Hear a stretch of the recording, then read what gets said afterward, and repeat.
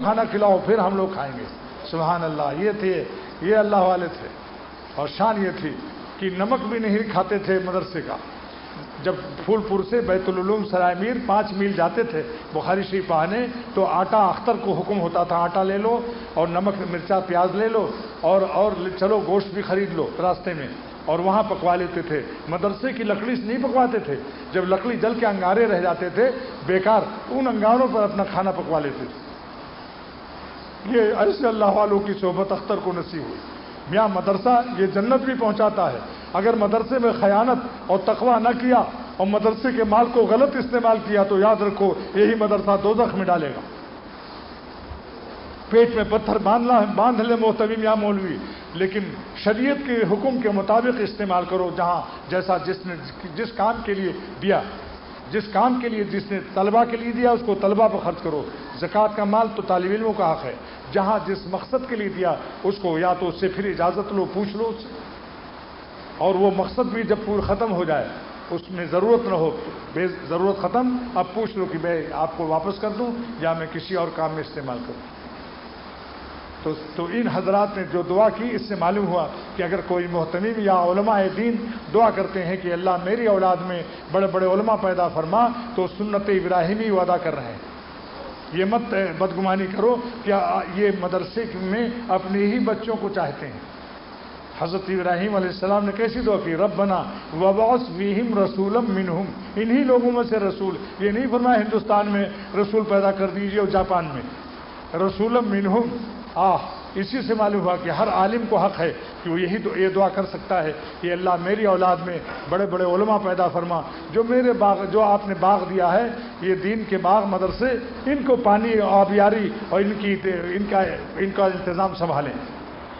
یتلو علیہم آیاتہ، امام راغب اصفہانی رحمۃ اللہ علیہ فرماتے ہیں کہ یتلو میں جو تلاوت کا لفظ ہے، فرماتے ہیں کہ تلاوت کا لفظ نہ توریت کے لیے جائز، نہ انجیل کے لیے جائز، نہ زبور کے لیے جائز۔ جتنی آسمانی کتابیں نازل ہوئی ہیں تلاوت کا استعمال صرف قرآن پاک کے لیے ہے، خاص ہے یہ کہ ہم قرآن پاک کی تلاوت کر رہے تھے۔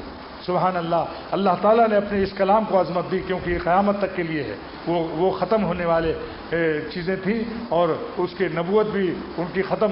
آپ جو نبی ہمارے صلی اللہ علیہ وسلم ہیں، قیامت تک ان کی نبوت رہے گی، تو ان کی کتاب بھی قیامت تک رہے گی۔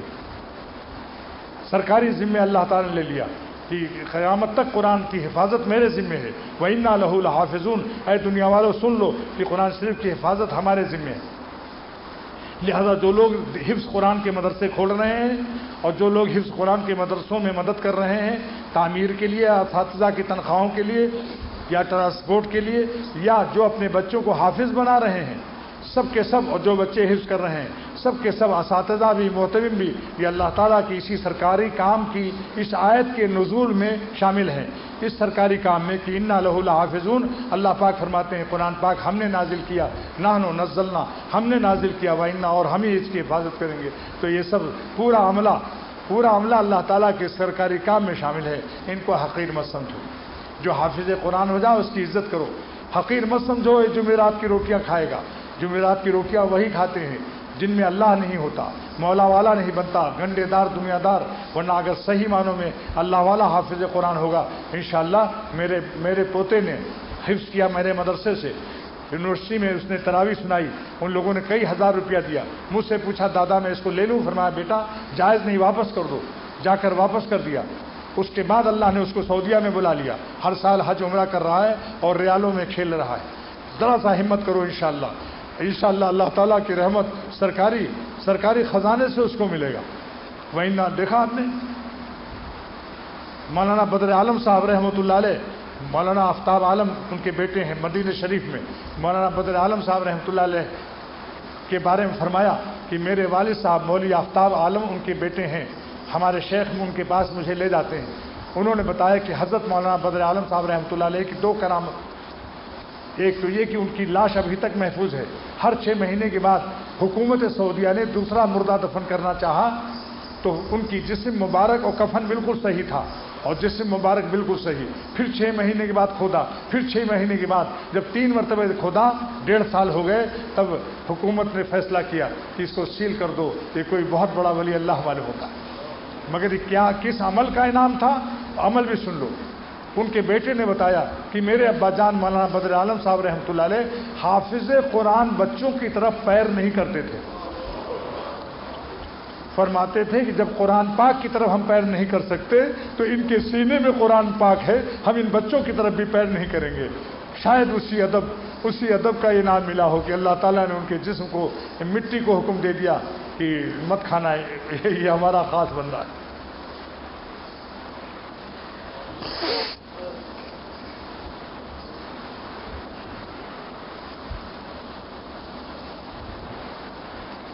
یتلو علیہم آیات ہی سے معلوم ہوا کہ قرآن پاک کی تلاوت خود ایک عبادت ہے. جو کہتا ہے کہ بغیر سمجھے جو پڑھتا ہے طوطے کی طرح کوئی ثواب نہیں، یہ بددین ہے یا جاہل ہے. جو ہے بددین ہے یا جاہل ہے، کیونکہ تلاوت جو ہے بغیر معانی سمجھے ہوئی تلاوت بھی سب باعث ثواب ہے. اور دلیل کیسی عمدہ دی، واہ سید الانبیاء صلی اللہ علیہ وسلم کی دلیل کہ جس نے کہا الف لام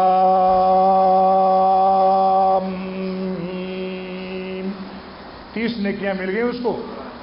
الف کے 10، لام کے 10، میم کے. کسی نے معنی سمجھا اس کا؟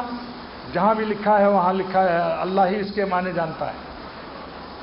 بتاؤ جو لوگ کہتے ہیں بغیر معنی سمجھے کچھ فائدہ نہیں، ان کو الف لام میم کا یہ 30 نیکیاں جو حضور صلی اللہ علیہ وسلم کی اس فرمان نبوت کے ساتھ بغاوت ہے اس کی یا نہیں؟ اس جاہل کی. یہ جہالت ہے، یہ سخت بغاوت ہے. اصل میں وہی لوگ ہیں جنہوں نے تربیت نہیں پائی اللہ والوں کی، اس لیے دماغ خراب ہو جاتا ہے چند حروف کی پڑھ لینے سے. بتاؤ فرمان نبوت کے ساتھ بغاوت ہے یا نہیں؟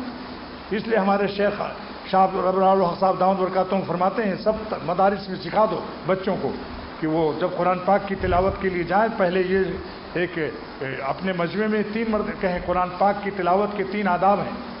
قرآن پاک کے 3 فائدے، اہم فائدے. نمبر 1، قرآن پاک کی تلاوت کرنے سے ہر حرف پر 10 نیکی ملتی ہے. سارے مدارس کو لوگ اس کو جاری کریں. نمبر 2، قرآن شریف کی تلاوت سے دل کا زنگ دور ہوتا ہے. نمبر 3، قرآن شریف کی تلاوت سے اللہ تعالیٰ کی محبت عطا ہوتی ہے. اور 3 اہم آداب. نمبر 1، اس نیت سے تلاوت کرو کہ پالنے والے کا کلام ہے، محبت سے کرو. اللہ تعالیٰ کے کلام پاک کی تلاوت کو محبت سے تلاوت کرو کیونکہ پالنے والے کا کلام ہے. اور عظمت سے تلاوت کرو کیونکہ بہت بڑے مالک کا کلام ہے. اور اس نیت سے تلاوت کرو کہ اللہ تعالیٰ نے ہمیں حکم دیا ہے کہ میرا کلام پڑھ کر سناؤ، دیکھیں کیسا پڑھتے ہو. کیا اس میں مزہ ہے کہ میرا کلام اس نیت سے پڑھو کہ اللہ تعالیٰ نے ہم کو حکم دیا ہے کہ میرا کلام پڑھ کر مجھے سناؤ، دیکھیں تم کیسا پڑھتے ہو. اسی آیت سے تمام دنیا کے مکتب جو قرآن پاک کے مکتب ہیں وہ اسی آیت کا نزول کا ظہور ہے کہ حضور صلی اللہ علیہ وسلم نے اس آیت کی جب آپ پر نازل ہوئی تو اس آیت سے یتلو علیہم آیاتکا، اس آیت سے دنیا بھر کے مکاتب اس آیت میں شامل ہیں کہ نبوت کے مقاصد میں سے 3 مقصد ہے. قرآن پاک کی تلاوت یعنی مکتب کھولنا جگہ جگہ، اور قرآن پاک کی تلاوت اس طرح سے سکھائی جائے جیسے سرور عالم صلی اللہ علیہ وسلم نے آپ نے سکھایا. نمبر 2، جگہ جگہ دارالعلوم قائم کیا جائے تاکہ قرآن پاک کے معانی سمجھائے جائیں. یہ ہے یعلمہم الکتاب والحکمہ.